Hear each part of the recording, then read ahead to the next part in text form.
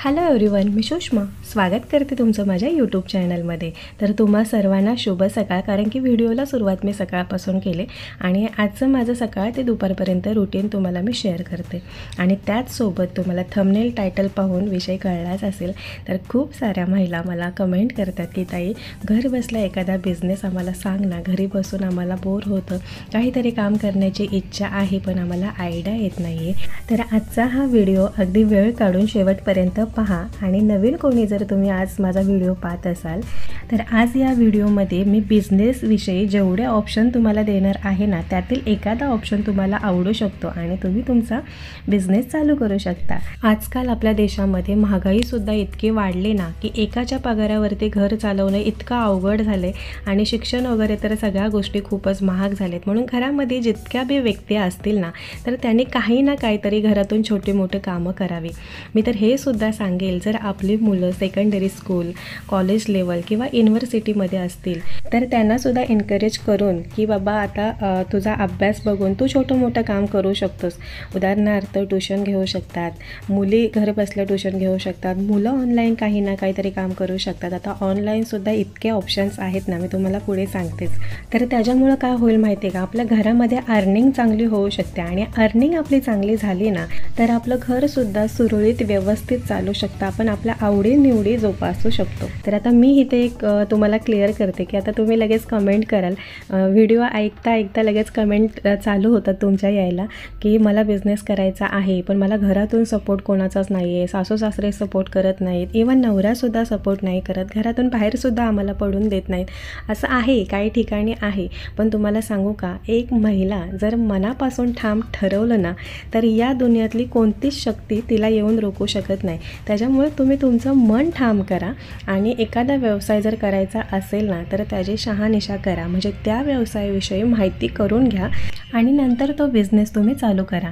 आता मेन मुद्द्यावरती मी येते। आता खूप जणांचा असा समज आहे की बिझनेस चालू करायचं म्हटलं की हातामध्ये भांडवल पाहिजे, म्हणजे पैसा पाहिजे आणि खूप सारा पैसा असेल तर मी बिझनेस चालू करू शकते।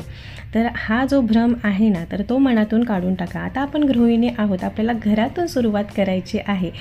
अगदी छोट्यापासून सुरुवात केली ना, तर छोट्यातून मोठं होतं माणूस। त्याच्यामुळे नेहमी हा विचार मनामध्ये आणायचा की कमीत कमी पैशामधून मला बिझनेस चालू करायचा आहे। म्हणजे उदाहरणार्थ 500 रुपयापासून जर तुम्ही तुमचा बिझनेस चालू केलात ना, तर मनामध्ये हे आपण ठाम ठेवलं पाहिजे की त्या 500 रुपयापासून मी 5000 कसे बनवेल आणि इतकी मेहनत आपल्याला घ्यावीच लागेल।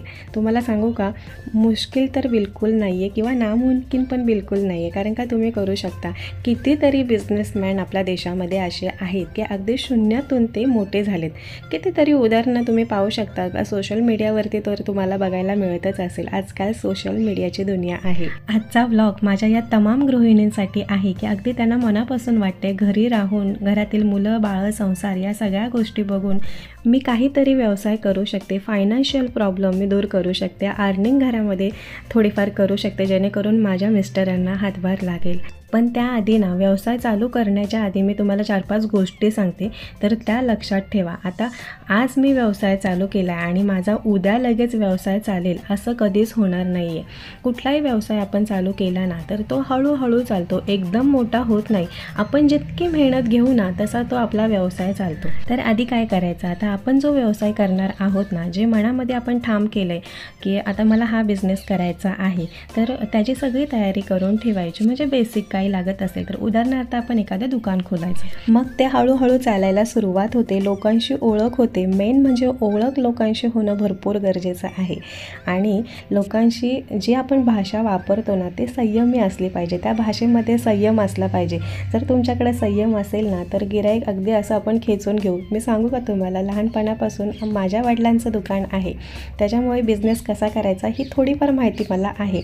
आणि मेन महत्त्वाचा मुद्दा असतो, बिझनेस जर चालू करायचा असेल ना, तर आपली भाषा, आपली वाणी एकदम संयमवाली असली पाहिजे। समोरच्या कस्टमरला, गिरायकाला जर आपण चांगल्या भाषेमध्ये बोललो ना, तर ते गिरायक कधीच दुसरीकडे जाणार नाही। ते आता आपल्याकडे आले ना, नेक्स्ट टाईम जर येणार असेल तर ते आपल्याकडेच येईल। अशी आपली भाषा असली पाहिजे. आणि दुसरी गोष्ट ती म्हणजे पेशन्स. पण तो आपल्यामध्ये नसतो. कारण का मी खूप वेळा बघितलं आहे, जर एखादा उद्योग चालू करायचं म्हटलं ना की पेशन्स हा नसतो. आपल्याला खूप घाई असते. पण पेशन्स कोणताही व्यवसाय चालू करायचा असेल ना तर ही गोष्ट भरपूर महत्त्वाची आहे. पेशन्स हा आपल्यामध्ये असला पाहिजे. तिसरी गोष्ट म्हणजे कन्सिस्टन्सी. ह्या 2 गोष्टी आपल्यामध्ये असल्या पाहिजेत आणि ह्या जर 2 गोष्टी नसतील ना तर व्यवसायामध्ये यश येत नाही आणि व्यवसाय आपला चांगला चालला नाही की मन नाराज होतं आणि मग आपण तो व्यवसाय करायचं सोडून देतो. म्हणून मी इथे सांगेल की अजिबात नाराज व्हायचं नाही आणि आपलं जे काम आपण करायला घेतले ना ते बिलकुल सोडायचं नाही. तुम्ही एक गोष्ट नक्की ऐकलं असेल आणि जर ऐकली नसेल ना तर आता माझ्या व्हिडिओतून तुम्ही ऐका.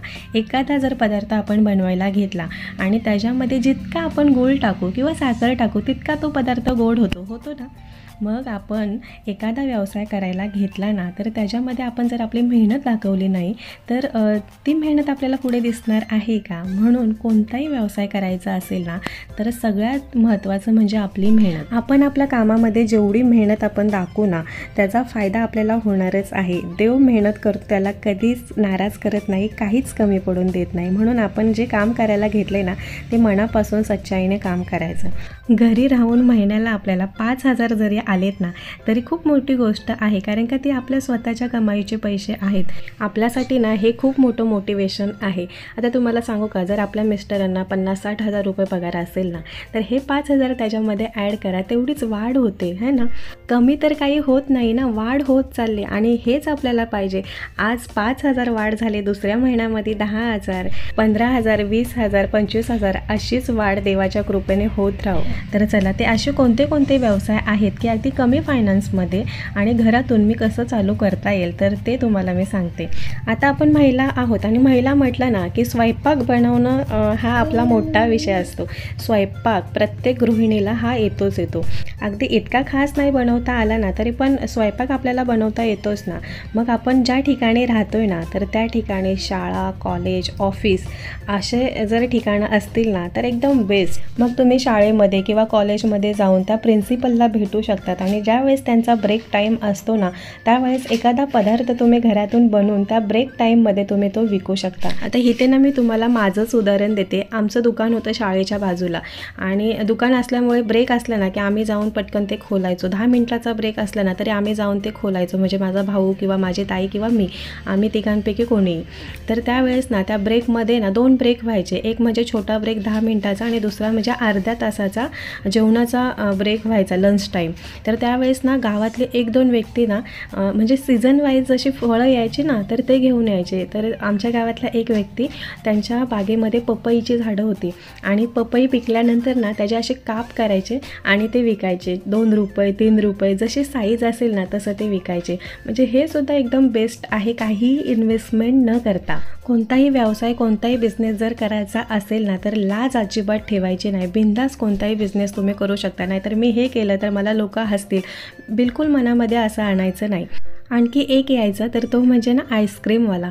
म्हणजे त्या ब्रेकच्या टायमालाच ती लोकं यायची. अगदी 10 मिनटामध्ये, अर्ध्या तासामध्ये भरपूर पैसे कमवून जायचे. आता बॉक्समध्ये आईस्क्रीम घेऊन यायचा. तुम्हाला माहितीच असेल गावागावातने ते फिरतात. तर शाळेच्या टायमाला त्याला माहिती असायचं की आता इथे ब्रेक होणार आहे ना, त्याच टायमाला तो नेमका यायचा आणि त्या बॉक्समध्ये भरपूर आईस्क्रीम बसतात. तर 2 रुपये, 1 रुपये, 5 रुपये अशी त्याची किंमत असते आणि शाळेतली मुलं म्हटल्यानंतर ह्या गोष्टी आवडीने खातात. तर तो सुद्धा ना आईस्क्रीम त्याचं विकून जायचा. तर सुरुवात आपण अशी करू शकतो. जर आपल्या घराच्या बाजूला शाळा, कॉलेज किंवा ऑफिस लाईन असेल ना तर. आणि टिफिन सिस्टीमसुद्धा एकदम बेस्ट आहे. लोकांना ना घरचं खायची खूप आवड असते कारण का बाहेरचं हायजेनिक नसतं. त्याच्यामुळे लोकांना असं वाटतं की घरगुती टिफिन जर भेटला ना तर एकदम बेस्ट. म्हणून तुम्ही ना सिटीमध्ये जर राहत असाल आणि तुम्हाला बिझनेस करायचा असेल तर हा एक बेस्ट बिझनेस आहे.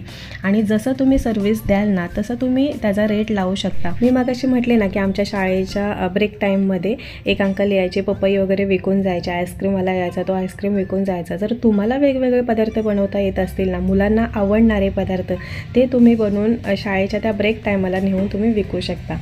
तसंच पुढचा बिझनेस, जर तुम्हाला चांगले चांगले पदार्थ बनवता येतात तर त्याची पॅकिंग करायची आणि मोठे मोठे जे सेलर असतात ना किंवा दुकानवाले असतात ना तर त्यांच्या दुकानामध्ये देऊन त्यांना विकायला सांगायचे. तर पुढचा एक बिझनेस मी तुम्हाला सांगते. आता लग्न म्हटल्यानंतर आपण खूप महागडे कपडे घेतो ना, मग तो शालू जर आपण घेतला तर त्याचा रेट 15,000 20,000 जसा आपण घेऊ तसा असतो, पण ते एकदा दोनदा घातल्यानंतर त्याचं घालणं कधी परत होत नाही.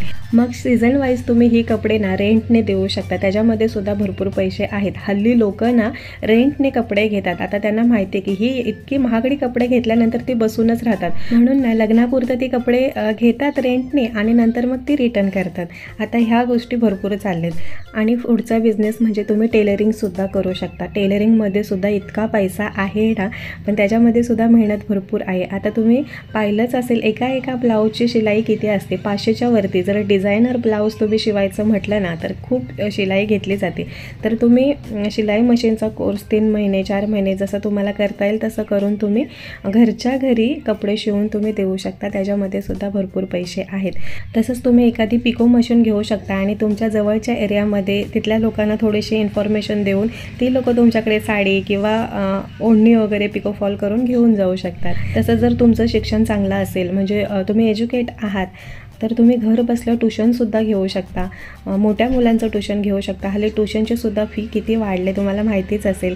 किंवा तुम्हाला बेकिंगचे पदार्थ येत असतील, बिस्किट, पेस्ट्री, केक, हे पदार्थ तुम्ही बनवून तुमच्या जवळच्या बेकरीमध्ये नेऊन विकायला देऊ शकता. किंवा तुम्ही घरातून सुद्धा सेल करू शकता. जो करणारा आहे ना तर तो कसाही करू शकतो. जर तुमचं घर मोठं आहे तर त्यातील एखादी रूम तुम्ही भाड्याने देऊ शकता. किंवा तुम्ही जर सिटीच्या ठिकाणी राहताय आणि लॉन्ड्री सिस्टीमसुद्धा शहरामध्ये भरपूर चालते. तुम्हाला माहिती का, लोकांना ना त्यांची कपडे धुवायला ना टाईम नसतो, त्याच्यामुळे ती बघतात की कोणी आहे का. तर तुम्ही तुमचं इंट्रोडक्शन देऊन तुम्ही ती कपडे घरामध्ये आणून वॉशिंग मशीनने तुम्ही धुवू शकता. प्रत्येकाच्या घरी वॉशिंग मशीन असतेच. मग ती कपडे तुम्ही वॉश करून त्याला आयरन वगैरे करून थोडासा जास्त चार्ज लावून तुम्ही त्याचे पैसे घेऊ शकता. जर तुम्हाला विणकाम वगैरे येत असेल तर त्यासुद्धा वेगवेगळ्या वस्तू तयार करून तुम्ही विकू शकता. लोकांना त्यासुद्धा आवडतात. ऑनलाईन आपण कोणती कामं करू शकतो, तर तुम्ही ब्लॉगर बनवू शकता. म्हणजे मस्त अशा जर तुम्हाला स्टोऱ्या लिहिता येत असतील तर त्या लिहून तुम्ही वेगवेगळ्या वेबसाईटवरती टाकू शकता. त्यातून सुद्धा भरपूर पैसा कमवता येतो. योगा क्लासेस घेऊ शकता किंवा ट्यूशन घेऊ शकता ऑनलाईन. ब्युटी पार्लरचं जर नॉलेज असेल तर ते सुद्धा तुम्ही घरातून चालू करू शकता. आणि आता प्रत्येक महिलेला असं वाटतं की आपण यूट्यूबवर असावं. एकदम चांगली आयडिया आहे. महिलेलाच काय, अगदी सगळ्यांना असं वाटतं. अगदी लहान मुलांपासून सगळ्यांनी चॅनल बनवायचं ठरवलं आहे, पण सगळ्यांनाच यश येतं असं नाही. जर आपल्यामध्ये जी कला आहे ना त्याच्यावरती आपण व्हिडिओ बनवून आपण अपलोड करू शकतो. पण काही जणी म्हणतात की मी कधीपासून चॅनल चालू केलं आणि त्याच्यामध्ये मला यशच नाही आहे, माझे सबस्क्रायबर वाढत नाही आहेत, माझा व्हिडिओ खूप कमी लोक पाहत आहेत. तर सुरुवातीला ना ह्या अशा गोष्टी होतात. सुरुवात काय, थोड्या दिवसानंतर सुद्धा असंच चालत राहतं. पण आपण मेहनत करत राहायची, कारण का देव आपली मेहनत बघत असतो, त्याच्यामुळे यश नक्की देणार. तर ह्या होत्या माझ्या गृहिणींसाठी बिझनेस आयडिया. कशा वाटल्या मला कमेंट करून नक्की सांगा. आणि जर माझे व्हिडिओ तुम्हाला आवडत असतील तर व्हिडिओला लाईक, शेअर, सबस्क्राईब करायला विसरू नका. धन्यवाद.